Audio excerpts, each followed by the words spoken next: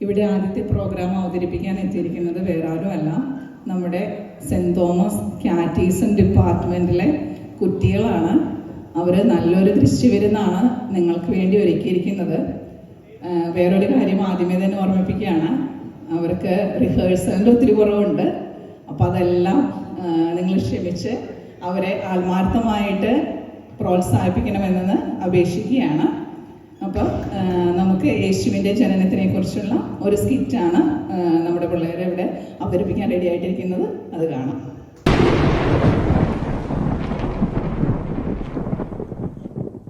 മഞ്ഞു പൊഴിയുന്ന ബെത്ലഹേമിൽ സ്നേഹം മനുഷ്യനായി ഭൂമിയിൽ പിറന്ന രാജാതിരാജനായ ദൈവകുമാരന്റെ തിരുപ്പിറവിയുടെ ദൃശ്യാവിഷ്കാരത്തിലേക്ക് ഏവർക്കും സ്വാഗതം. ഉണ്ണീശോയുടെ കഥ. അഗസ്റ്റസ് സീസറിന്റെ ഭരണവർഷം ഹെറോദേസ് എന്ന രാജാവിന്റെ കാലത്താണ് യൂദയായിലെ ബെത്ലഹേമിൽ ഉണ്ണീശോ ജനിക്കുന്നത്. ജോസഫും മറിയവും തമ്മിലുള്ള വിവാഹം നിശ്ചയിച്ചിരിക്കുന്ന സമയം, അതായത് വിവാഹത്തിന് മുൻപ്, ഗബ്രിയേൽ മാലാഖ പ്രത്യക്ഷപ്പെട്ട് ഇങ്ങനെ പറഞ്ഞു: കൃപ നിറഞ്ഞവളെ സ്വസ്തി, കർത്താവ് നിന്നോടുകൂടെ. മറിയമേ, നീ ഭയപ്പെടേണ്ട, ദൈവസന്നിധിയിൽ നീ കൃപ കണ്ടെത്തിയിരിക്കുന്നു. നീ ഗർഭം ധരിച്ച് ഒരു പുത്രനെ പ്രസവിക്കും. നീ അവന് യേശു എന്ന് പേരിടണം. ഇതെങ്ങനെ സംഭവിക്കും? ഞാൻ പുരുഷനെ അറിയുന്നില്ലല്ലോ. പരിശുദ്ധാത്മാവ് നിന്റെ മേൽ വരും, അത്യുന്നതന്റെ ശക്തി നിന്റെ മേൽ ആവസിക്കും. ആകയാൽ ജനിക്കാൻ പോകുന്ന ശിശു പരിശുദ്ധൻ, ദൈവപുത്രൻ എന്ന് വിളിക്കപ്പെടും. ഇതാ, നിന്റെ ചാർച്ചക്കാരി വൃദ്ധയായ എലിസബത്തും ഗർഭം ധരിച്ചിരിക്കുന്നു. വന്ധ്യയെന്ന് പറഞ്ഞിരുന്ന അവൾക്ക് ഇത് 6-ാം മാസമാണ്. ദൈവത്തിന് ഒന്നും അസാധ്യമല്ല. ഇതാ കർത്താവിന്റെ ദാസി, നിന്റെ വാക്ക് എന്നിൽ നിറവേറട്ടെ.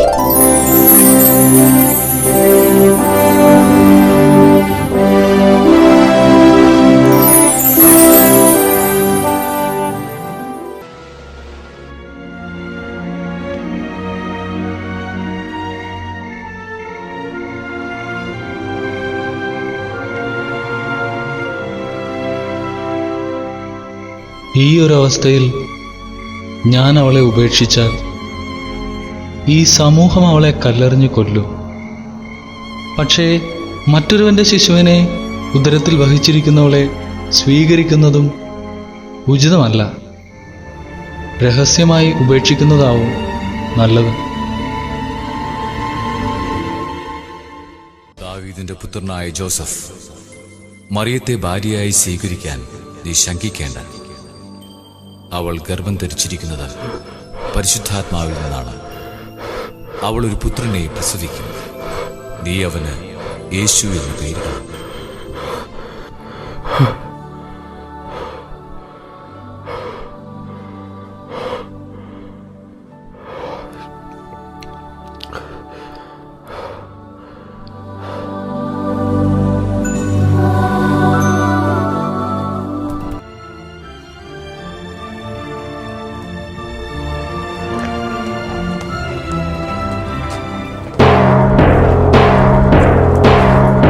മഹാരാജാവ് അഗസ്റ്റസ് സീസർ പുറപ്പെടുവിക്കുന്ന രാജകൽപ്പന.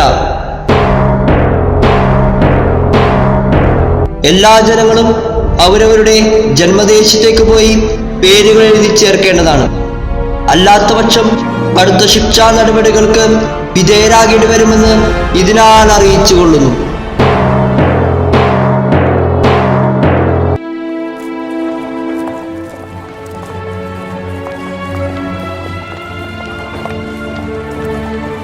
ബത്ലഹേമിലേക്ക് ഇവിടെ നിന്ന് ഒരുപാട് ദൂരമുണ്ട്. ഗർഭിണിയായ നിന്നെയും കൂട്ടി അത്ര ദൂരം സഞ്ചരിക്കുന്നത് ഉചിതമല്ല. പേരെഴുതി ചേർക്കപ്പെടണമെന്നത് രാജകൽപ്പനയാണ്. അതനുസരിക്കുവാൻ നമ്മൾ ബാധ്യസ്ഥരാണ്. രാജകൽപ്പനയാണ്, അതെനിക്കുമറിയാം. പക്ഷേ ശിശുവിന്റെ കാര്യം, അത് നമ്മൾ ശ്രദ്ധിക്കേണ്ടതല്ലേ? ഇത് ദൈവനിശ്ചയമാണ്. ശിശുവിനെ ദൈവം കാത്തുകൊള്ളും. വരൂ, നമുക്ക് യാത്ര പുറപ്പെടാം.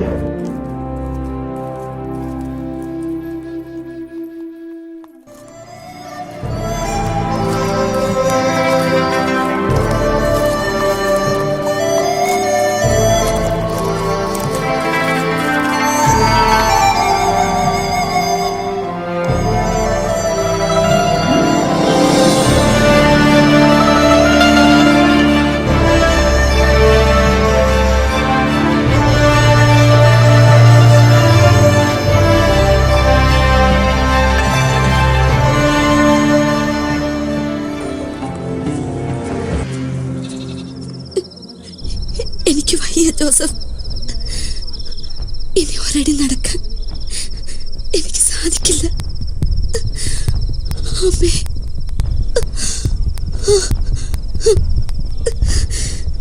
ജോസഫ്, എനിക്ക് വയ്യ.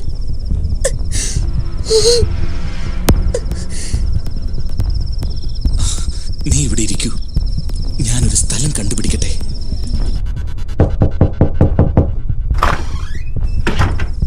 നിനക്കെന്ത് വേണം? എന്നോട് ദയ കാണിക്കണമേ. എന്റെ ഭാര്യയ്ക്ക് പ്രസവ സമയം അടുത്തു. ഞങ്ങൾക്ക് ഒരല്പം ഇടം തരണം. ഇല്ല ഇല്ല, അല്പം പോലും സ്ഥലമില്ല. ആളുകളെ കൊണ്ട് സത്രം നിറഞ്ഞു. നിങ്ങൾ വേറെ എവിടെയെങ്കിലും അന്വേഷിക്കൂ.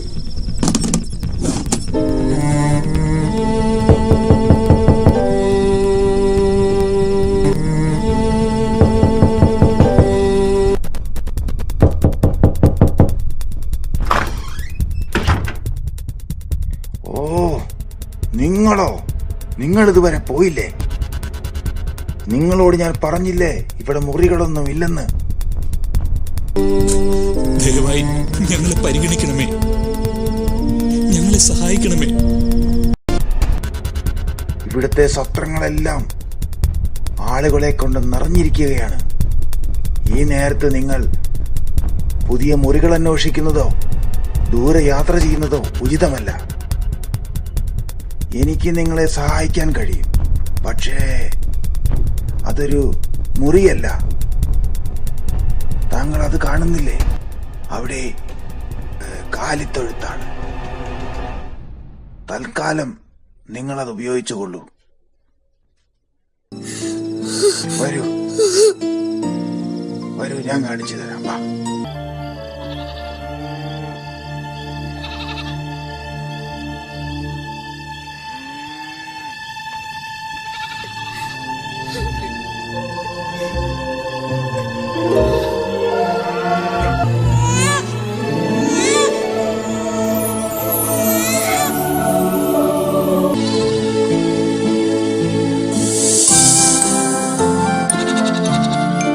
ഭയപ്പെടേണ്ട, ഇതാ സകല ജനത്തിനും വേണ്ടിയുള്ള വലിയ സന്തോഷത്തിന്റെ സദ്വാർത്ത ഞാൻ നിങ്ങളെ അറിയിക്കുന്നു.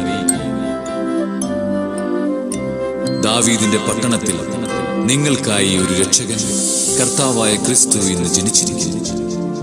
അത്യുന്നതങ്ങളിൽ ദൈവത്തിന് മഹത്വം, ഭൂമിയിൽ ദൈവകൃപ ലഭിച്ചവർക്ക് സമാധാനം.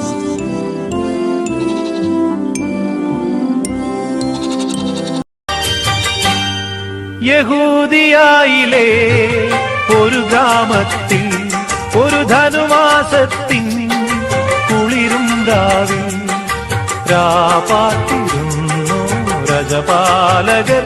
ദേവനാദം കേട്ടു ആമോദര. താരകം തന്നെ നോക്കി ആട്ടിടയർ നടന്നു. താരകം തന്നെ നോക്കി ആട്ടിടയർ നടന്നു. തേജസ് മുന്നിൽ കണ്ടു അവർ ബേഥലേം തന്നിൽ വന്നു. തേജസ് മുന്നിൽ കണ്ടു അവർ ബേഥലേം തന്നിൽ വന്നു. പൗരസ്ത്യ ദേശത്ത് നിന്ന് വന്ന 3 രാജാക്കന്മാർ. അവരും ഉണ്ണിയെ തേടി ജെറുസലമിലെത്തി. കിഴക്ക് അവർ കണ്ട ആ നക്ഷത്രം, അത് അവർക്ക് മുന്നേ നീങ്ങിക്കൊണ്ടിരുന്നു.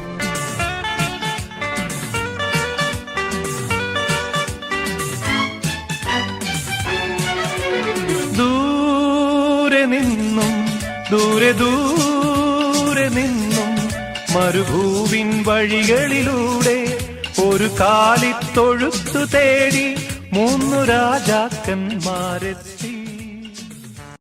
മന്നവർ മൂവരും ദാവീദിൻ സുതനേ, മന്നവർ മൂവരും ദാവീദിൻ സുതനേ, കണ്ടു വണങ്ങിടുവാൻ അവർ കാഴ്ചയുമായി വന്നു, കണ്ടു വണങ്ങിടുവാൻ അവർ കാഴ്ചയുമായി വന്നു.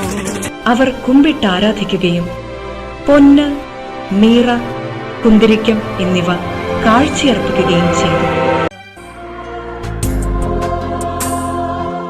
അങ്ങനെ രക്ഷയുടെ പ്രതീകമായ ഈ തിരുക്കുമാരന്റെ തിരുപ്പിറവിയിൽ നമുക്കും സന്തോഷിക്കാം.